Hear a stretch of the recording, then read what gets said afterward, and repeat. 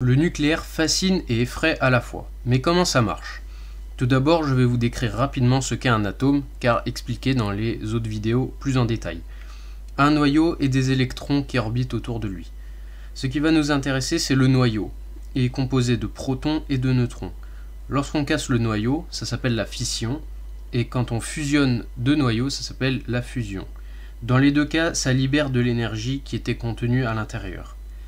Pour fissionner un noyau, on lui balance un neutron à plusieurs kilomètres par seconde dans la face, puis en se brisant, il va libérer plusieurs autres neutrons qui vont casser à leur tour d'autres noyaux, et ainsi de suite. Ça s'appelle la réaction en chaîne.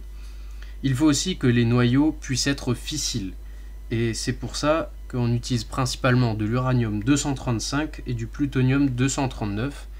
Pour ce qui est de la fusion, on va utiliser du deutérium et du tritium, ou tout simplement 4 noyaux d'hydrogène. Bien sûr, il existe d'autres recettes de cuisine possibles, que je ne vais pas détailler car beaucoup trop longues.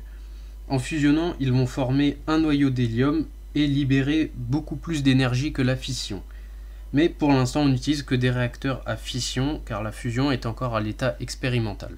Pour ce qui est du combustible, on va d'abord l'extraire du sol. À noter que 1 kg d'uranium naturel contient environ 993 g d'uranium-238 et seulement 7 d'uranium-235.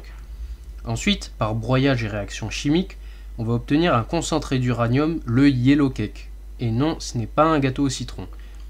Pour 1000 tonnes de minerai, on en obtient environ 1,5 à 10 tonnes.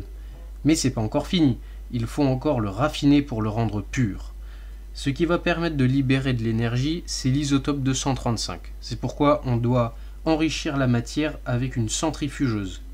Dernière étape, on cuit l'uranium enrichi pour former des pastilles de 7 grammes, enrichies à environ 3 à 5% d'uranium 235, qui libèrent autant d'énergie que 1 tonne de charbon. Chaque pastille est mise dans une gaine en zircaloï, un alliage de zirconium. On appelle ça un crayon, puis mis au nombre de 264 dans un assemblage qui séjournera avec ses congénères pendant 4 à 5 ans dans le réacteur. La chaleur dégagée par les réactions chauffe de l'eau à 320 degrés Celsius et maintenue sous une pression de 150 bars, c'est 150 fois la pression atmosphérique au niveau de la mer. C'est le circuit primaire. C'est le seul en contact avec le réacteur et tourne en circuit fermé. Un échangeur de chaleur permet de transférer l'énergie thermique au circuit secondaire. Là, l'eau est transformée en vapeur et entraîne une turbine reliée à un alternateur. Il y a un circuit tertiaire aussi qui utilise l'eau de mer ou d'une rivière à proximité pour refroidir et liquéfier l'eau qui sort de la turbine. Pour un réacteur à fusion, on met le combustible sous forme de plasma, c'est le 4e état de la matière, à environ 150 à 200 millions de degrés Celsius. Évidemment, aucun matériau n'est capable de résister à une telle température. Le plasma est donc contenu par un champ magnétique très puissant. Passons au réacteur. Il est composé du circuit primaire pour absorber la chaleur, d'assemblage, 2 barres de contrôle pour réguler la puissance, en absorbant les neutrons émis lors des réactions, le tout dans une énorme cuve.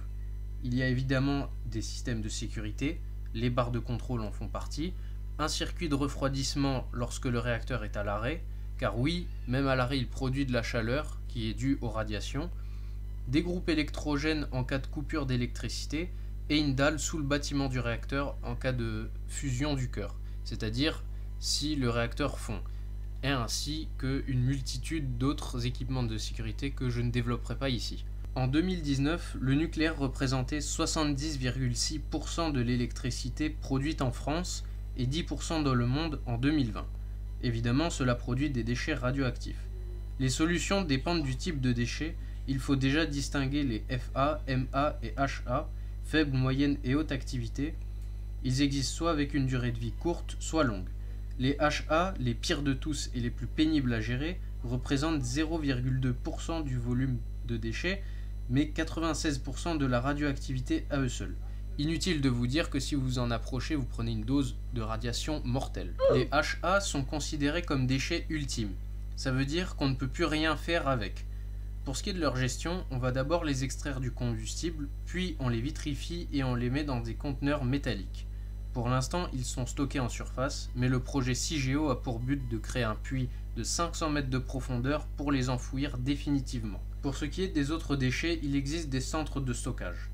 On peut aussi extraire l'uranium et le plutonium du combustible usé pour fabriquer du combustible MOX.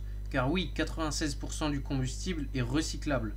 Ce combustible permet en plus de réduire la toxicité des déchets par 10 et leur volume par 5, ainsi que d'économiser 1000 tonnes de minerais.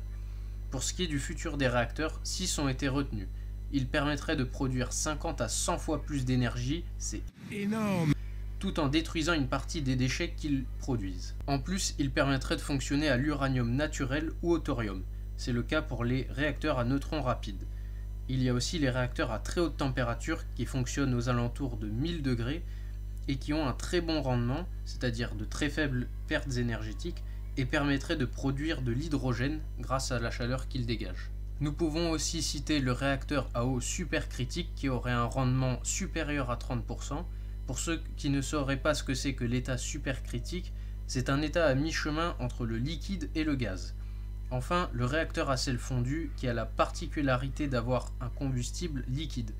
A noter aussi que la 4e génération produirait des déchets de durée et de radioactivité très réduits par rapport aux actuels.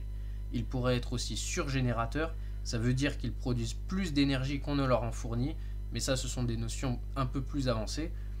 Ils seraient plus sûrs et moins gourmands.